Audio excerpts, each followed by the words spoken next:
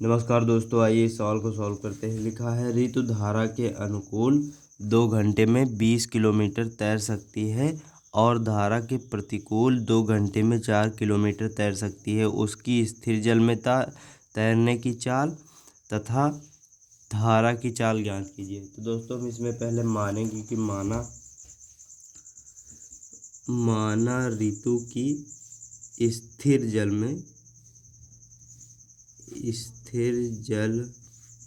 में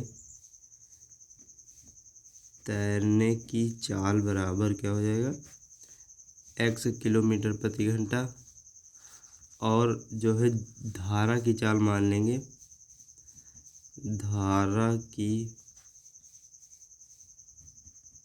चाल बराबर y किलोमीटर प्रति घंटा।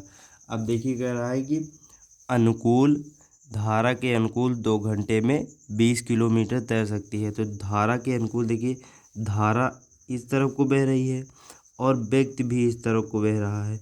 तो जब वो तैरेगा, अब इस नदी में जब वो तैरेगा तो ये जो बहाव है वो भी उसकी सहायता करेगा, तो इन दोनों की चालें जुड़ जाएंगी। तो इसीलिए लिखेंगे अतः अनुकूल चलने में चाल, अनुकूल धारा में चाल बराबर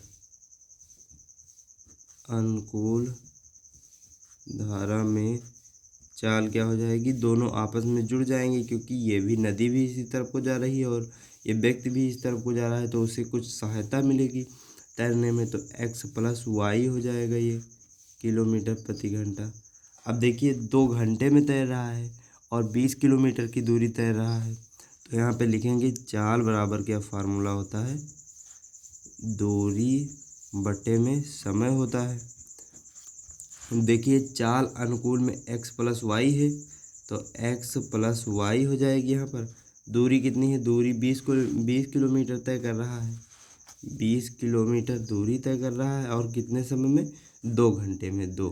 तो इसे काटेंगे 2 धाम में 10, यानी कि x प्लस वाई बराबर हमारा आ जाएगा 10। इसे फर्स्ट समीकरण मान लेंगे।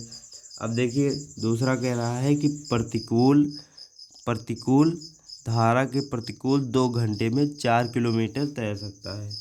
तो धारा के प्रतिकूल कह रहा है, तो देखिए धारा जब इस तरफ को बह रही है और व्यक्ति इस तरफ को बह रहा है, तो व्यक्ति ज़्यादा अपना बल लगाकर नदी के इस पार तो जाएगा, परंतु इसका जो नदी का बहाव है वो भी उसके चाल में अवरोध उत्पन्न करेगा, तो इसमें घट जाएगा।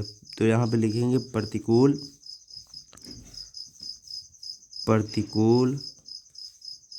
धारा में चाल बराबर क्या हो जाएगी, x माइनस वाई हो जाएगी। ये x माइनस वाई किलोमीटर प्रति घंटा। अब देखिए इसमें भी चाल बराबर दूरी वाला फार्मूला लगाएंगे, चाल बराबर दूरी बटा समय इसमें भी लगाएंगे।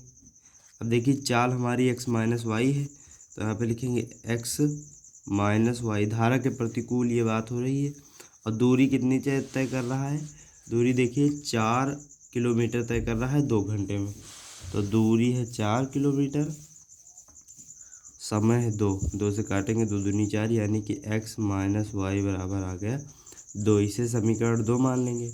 अब देखिए समीकरण 1 और 2 को जोड़ने पर लिखेंगे, समीकरण 1 व 2 को जोड़ने पर समीकरण 1 है हमारा x प्लस वाई बराबर में 10, और समीकरण 2 है x माइनस में वाई बराबर 2।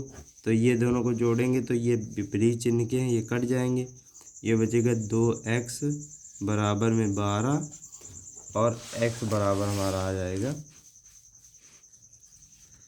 2x बराबर में 12 है, 2 से काटेंगे 2 छंग 12, यानी कि x बराबर आ गया 6 किलोमीटर प्रति घंटा। ये x का मान आ गया।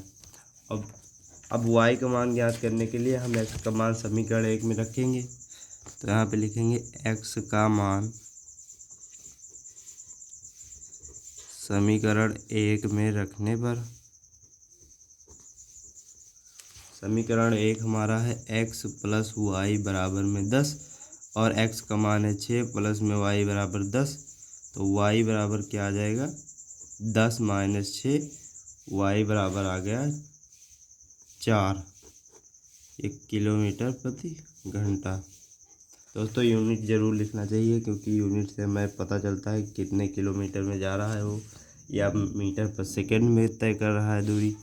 तो यहाँ पर लिखेंगे अतः स्थिर जल में चाल बराबर स्थिर जल में चाल बराबर 6 किलोमीटर प्रति घंटा और धारा की